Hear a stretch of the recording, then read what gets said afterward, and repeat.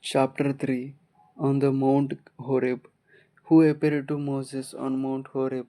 Exodus 3rd chapter 4th verse tells us, God called unto him out of the midst of the bush. The one who appeared to Moses in the burning bush introduced himself as, I am the God of Abraham, Isaac, and Jacob.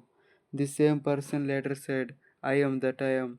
All Bible believers understand that none other than the creator of the universe appeared to Moses on Mount Horeb. But there is an important point we need to consider. Before God said all these things about himself, Scripture said something about him, and the angel of the Lord appeared unto him in a flame of fire out of the midst of a bush. Have you ever thought about those words? The one who appeared to Moses in the flame amidst the burning bush was the angel of the Lord. That angel said, I am that I am. I am the God of Abraham, Isaac, and Jacob. Why is Exodus 3 calling him both God and the angel of the Lord simultaneously, interchangeably? Is God trying to create an unnecessary confusion in the minds of his children? Those who oppose the doctrine of the Holy Trinity must answer these questions. The answer to this question is simple. God would not tell us that God appeared to Moses if the title of this God of Abraham wasn't the angel of the Lord. Listen to what Stephen, the first martyr of the New Testament era, says about this encounter. Moses had on Mount Horeb, and when 40 years were expired, they appeared to him in the wilderness of Mount Sinai, an angel of the Lord in a flame of fire in a bush. The same expression is repeated here. It is clear that Scripture addresses the one who is actually Yahweh, the God of creation, as the angel of the Lord also, the lawgiver on Mount Sinai. Let us go to Acts 7 and carefully observe Stephen's sermon once again. This is he that was in the church in the wilderness with the angel that spake to him in the Mount Sinai, and with our fathers who received living oracles to give unto us.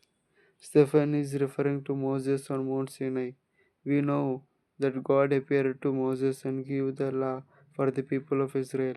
Who is Scripture saying was the mysterious person who came down to Mount Sinai to speak to Moses, who was the one who gave the living oracle to Moses. Scripture calls him the angel of God. Was it an ordinary angel, a created angelic being who came down to meet Moses on Mount Sinai? No, Bible believing Christian would agree. Exodus 19 chapter 18th verse says, and Mount Sinai was altogether in smoke, because the Lord descended upon it in fire, and the smoke thereof extended as the smoke of a furnace, and the whole mount quaked greatly. Verse 20 says again, and the Lord came down upon Mount Sinai on the top of the mount, and the Lord called Moses up to the top of the mount, and Moses went up. Finally, verse 21 tells us, and Moses drew near unto the thick darkness where God was.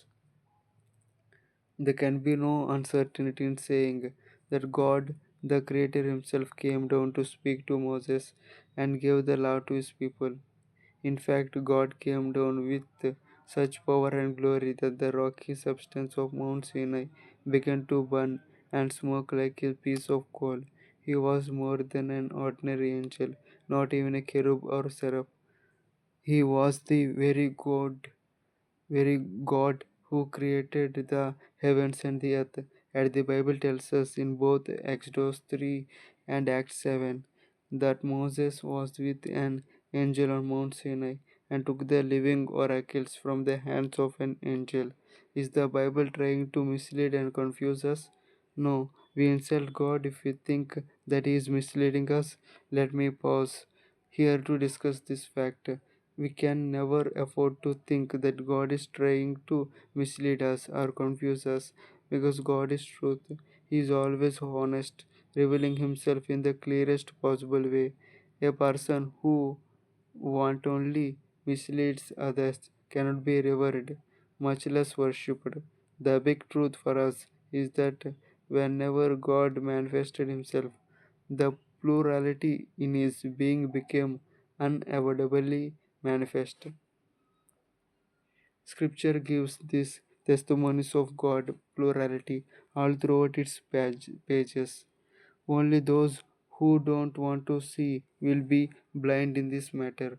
On the other hand, anyone with a minimum hunger for truth and reverence for Scripture will surely discover that God is a Trinity.